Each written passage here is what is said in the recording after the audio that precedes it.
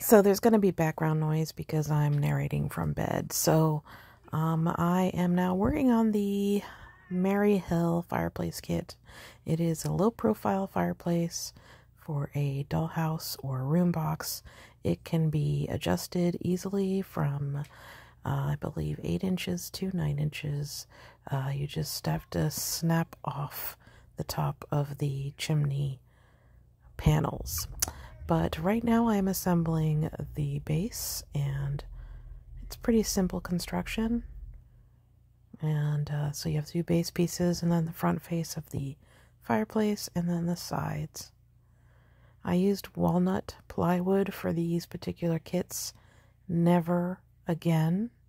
My laser does not like it, and it definitely made cutting a challenge. So I will probably be working in plywood or selected hardwoods upon request in limited editions. There are plenty of details here. As you can see, those are the snap lines.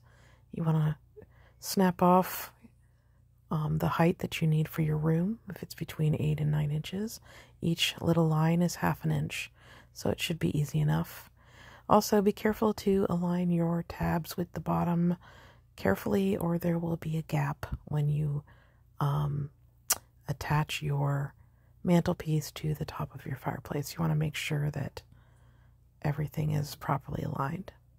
So now you just want to put these 2 pieces together, and you've got pretty much the finished fireplace unit. Make sure you're laying it flat when you glue the 2 large pieces together so that you have a nice level line. But if you don't align those side pieces right, there will be a little bit of a gap, and I'll show it to you later because I didn't do it, and you'll see the gap. These pieces are very small. You want to laminate them together. You want to try your hardest to sand off the ash on the cut sides so they're not so dark and they won't absorb your stain in the paint. So there you go. Now we're adding the trim underneath the mantle. There are 3 pieces. There's this main piece of trim, and then the dental, and then this little additional piece of trim. Adds a lot of dimension and interest to your fireplace. And now we're going to put in the pediments here. Simple.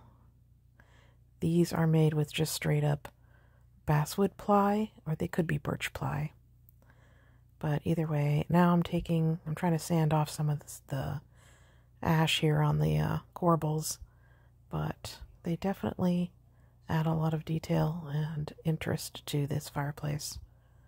And look nice holding up the mantle. But see the gap? Right there? You want to make sure those are lined up properly.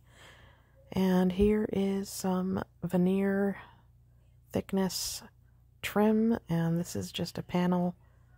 You can hang your painting on it, mirror, or whatever things you might hang on a fireplace mantle.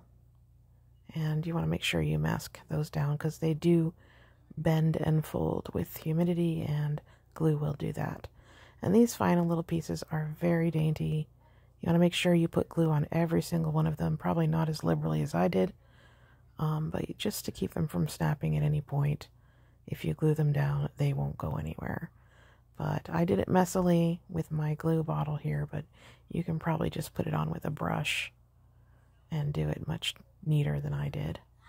There you go. So that's all the trim, and this is the Maryhill fireplace kit. Enjoy.